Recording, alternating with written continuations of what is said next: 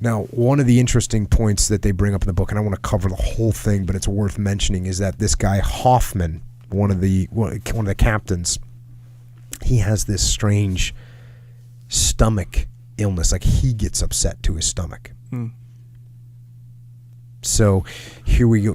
He misses some of the actions, or at least he's not there present where the executions are taking place and whatnot. And it just painted a picture of the kind of leader that he is. So going back to the book, uniformly, Hoffman's men offered a different perspective, meaning it's not just like, he's sick to his stomach and blah, blah, blah. By their observation, his alleged bouts of stomach cramps confining him safely to bed coincided all too consistently with company actions that might involve either unpleasantness or danger.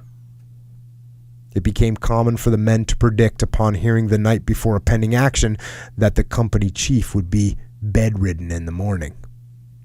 Hoffman's behavior rankled his men even more because of two aggravating factors. First, he'd always been strict and unapproachable, a typical base officer who liked his white collar and gloves, wore his SS insignia on his uniform, and demanded considerable deference. So that's the one thing you heard about the guy.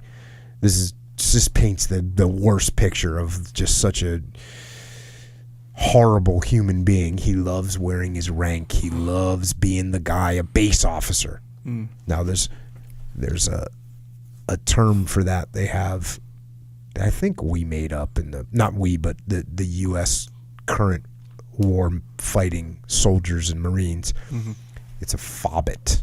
A FOBIT. So you get something called a forward operating base overseas, right. and the forward operating bases can actually be, they're pretty nice. They're relatively secure, and so the FOBIT, right, is the leader that just wants to stay on the FOB. Doesn't want to go out.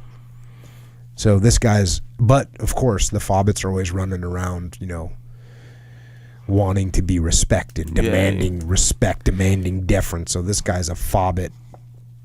The other thing is, and this is very typical of this kind of wretched human.